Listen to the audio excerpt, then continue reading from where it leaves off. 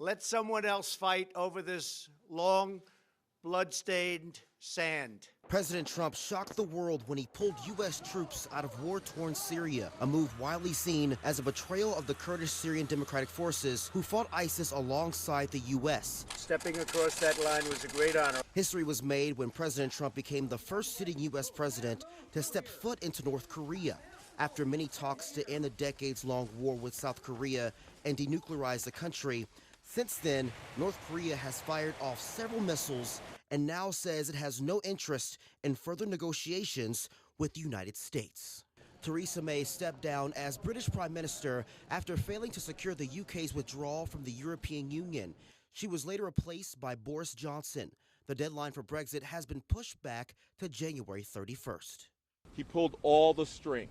Mexican cartel drug lord Joaquin El Chapo Guzman was sentenced to life in prison without the possibility of parole, convicted on charges of running a criminal enterprise, money laundering, and drug smuggling. Outrage took over the streets of Venezuela after Nicolas Maduro was sworn in for a second term as the Venezuelan president.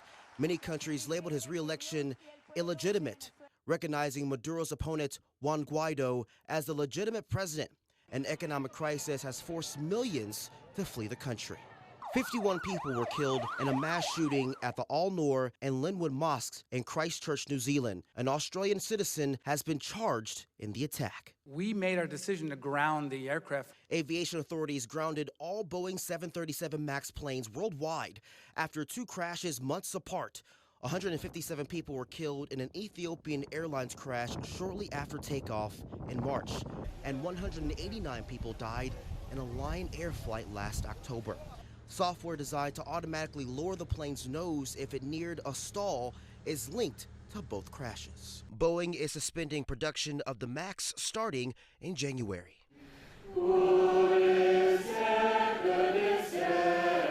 Sorrow in the streets of Paris after flames tore through the Notre Dame Cathedral, destroying parts of the 850-year-old cathedral. Violent protests in the streets of Hong Kong.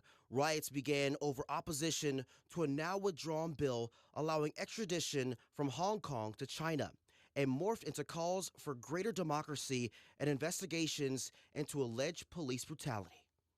We could detect no signs of life. Tragedy in paradise. A deadly volcanic eruption devastated the popular tourist destination of White Island, which sits about 30 miles off the coast of mainland New Zealand.